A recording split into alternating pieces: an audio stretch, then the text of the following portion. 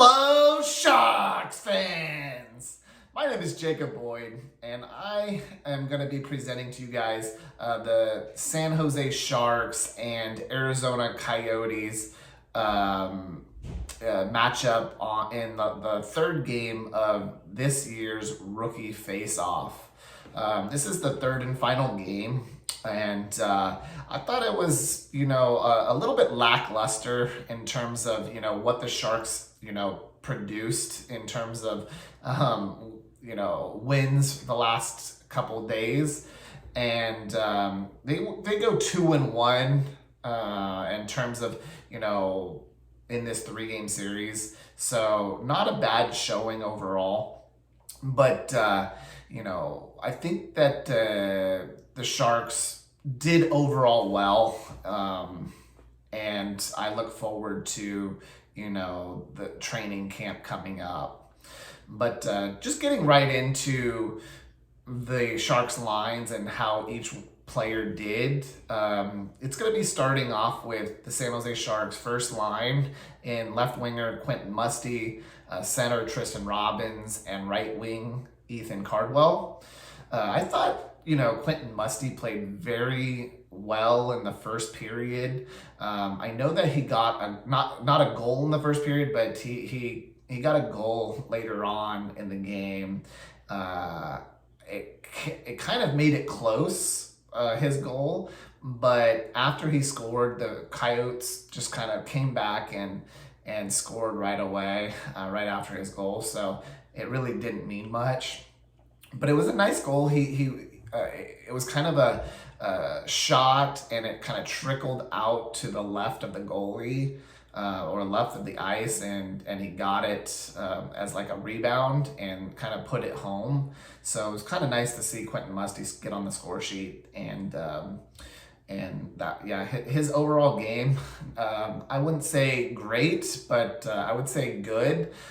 He laid a really big hit in his first shift of the game along the left-hand boards, and that was nice to see. I know his physicality has been showing up. I don't know why I keep reading, his physicality has been limited, but I feel that Musty has a bunch of physicality in his game, and he showed it right off on that first shift. So good for Musty. I do think Musty was the best player on this line, and he did go kind of silent though towards the in the second period. I didn't really hear much about this line in that second period, but yeah, that's Quentin Musty did get on the score sheet in the third, so good for him. Next, you have Tristan Robbins. Thought a pretty poor game from Tristan Robbins. Some giveaways in the offensive zone. He's pretty much an all offensive player, but if you're going to give the puck away in your offensive zone, and that's really all you bring to the team, that's not good enough. So I do hope he develops, because right now it's just looking like he's kind of that AHL player. If you don't have a big body and you're not going to have a two-way game, you're going to be destined for the AHL, unfortunately. And he is only 21 years old, so, you hope that he can find that defensive game. And you hope that he finds some offense in the AHL Barracuda this season, because if he doesn't, he's going to be in for a long season. He should get all the opportunity in the world, though, so we'll see how he goes. Next, you have right winger Ethan Cardwell. Cardwell kind of came up from like the third and fourth lines. He kind of got, put down there in the last game, so he got that top line minute. He did throw around his body a little bit, but again, he didn't really show that offensive ability like he could have. And I just really was hoping to see, a little bit more of a skilled game from him. And so, unfortunately, it just didn't work out tonight or this morning. And so, yeah, that was kind of like the first line, kind of up and down all game. Next, you have Daniil Gushkin. On the left wing, you have centering that line was Felix Gannon, and then you have right winger Kasper Holtonen. I thought Daniil Gushkin was actually pretty poor. I was hoping, from last year's, call up to the NHL and how well he did in the NHL. I thought, this could be a time that he would just dominate a rookie faceoff with other kind of rookie players playing against him, but didn't really forecheck, didn't really, back check, just kind of soft, and didn't really even get to see his shot. And that's what I love about Daniil Gushkin is his shot. So, unfortunately, he didn't have the best of games, scoring wise. Didn't have the best of, defensively either. So, pretty poor game. Felix Gannon, on the other hand, actually, I take that back. Daniil Gushkin actually had a really nice pass to Felix Gannon to set him up for that one-timer goal. It was like a hard pass from the defenseman right on Daniil Gushkin's stick down low, and then he passed it, kind of high slot area to Gannon, and he one time had a nice goal. So I take that back. Daniil did have a good offensive play, but other than that was kind of unseen out there. And then Gannon had that nice goal. Really, played pretty decent defensively actually. So impressed. And then there's other times where, he just was out there kind of lost at times. And next you have Kasper Holtonen.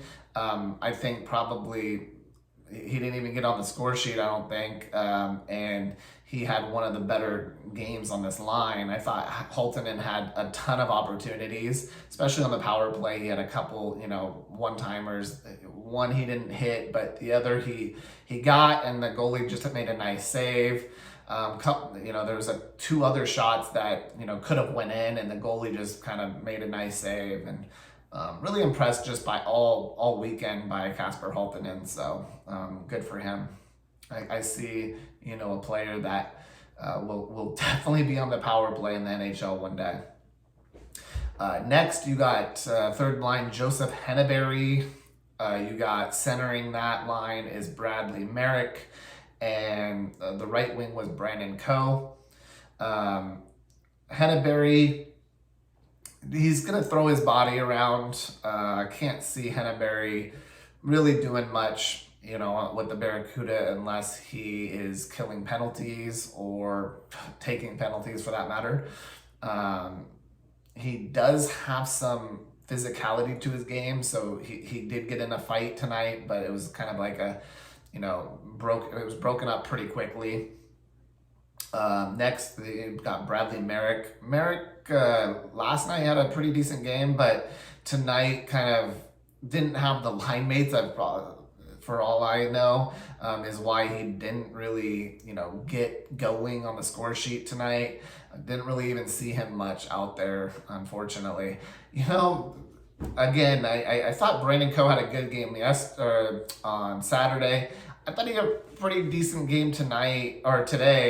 And even though he was on, the third line where his line mates didn't do much, I thought he could, or he did a lot in terms of supporting play again. He wasn't the play driver that you want to see, but, as a winger, keeping pucks in, making the right play was key for him. And he did those little things. He didn't get on he did get on the score sheet. He did score a goal as well.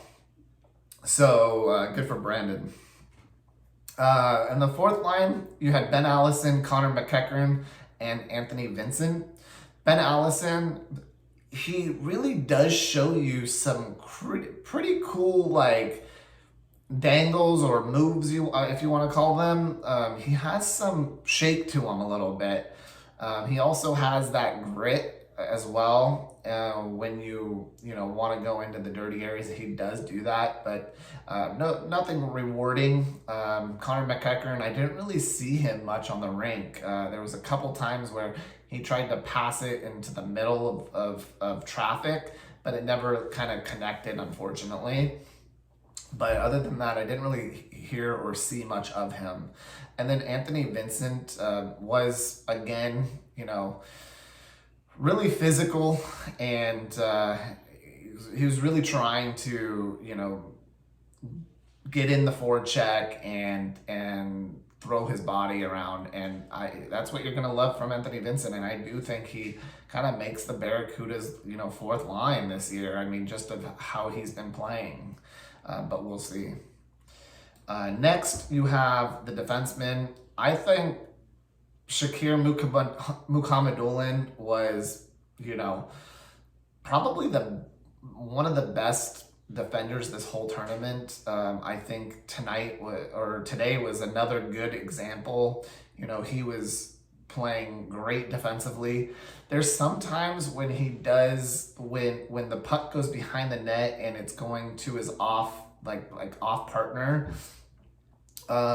he kind of wants to go to the sideboards and, present a pass, which is fine. But if the defenseman makes the wrong read, he's kind of in no man's land, and he kind of leaves the front of the net wide open. So there is sometimes where he does that, because I don't think Ethan Frisch made the right breakouts a couple times. But, in the NHL, I'm thinking, those plays won't happen as much. So, I don't think that positioning is going to kill him, honestly. And the defenseman is going to make the right play most of the time, or they should, which makes it where Shakir Mukhamadullin will get that pass and break it out. And again, his breakouts, money again tonight or today. And you're going to really see a good breakout from Shakir. And I love to see it. The next, you have, Ethan Frisch, it was on his line. Frisch was actually not bad defensively. I thought, he does have some offensive upside as well, but nothing crazy, spectacular. So, I thought he was fine. Roman Quinault and Gannon Larocque, I thought Larocque was definitely the better of the two on this line. Quinault just kind of he tries to step up and play offense, but sometimes he gets caught down low too much. For my liking, I'd rather him just play a little bit more defense. He is a pretty decent sized body at 6'2", 200 pounds, but I really like Gannon Larocque's play this weekend. And today's game was not as crisp, I would say, but he was doing the right breakouts and the right reads. He just wasn't getting the puck on net. He kept throwing the puck wide whenever he was on the offensive zone, and if he just gets it on net, it could, deflect. It could, it could just get tipped, and so forth. So a couple of them did, for him, the previous game. So, just an okay game for Larocque tonight. I thought Luca Cagnoni was pretty decent in terms of breaking out and showing off his speed on the power play. He kind of showed some moves behind or getting into the offensive zone he created space through the neutral zone, and did well going into the offensive zone for the breakouts. For the O-zone entries. Jake Furlong had a really terrible day today. I felt that Jake Furlong, had the giveaway for a breakaway for the Coyotes, and luckily Mason Beaupitt saved that one. I don't know why that offensive player didn't make a move. He just kind of shot it right into his pads, though. It was really weird. But anyways, Jake Furlong gave it right to the forechecker, and the other guy had a breakaway. really bad game from him. I didn't see Chris breakouts, but overall I did like Furlong's game throughout the weekend. I have to give him kind of a pass for that. But I wish he did come into this third game playing a little bit better than he did. So next, or last but not least, I have Mason Beaupit as the goalie. So he saved the easy ones.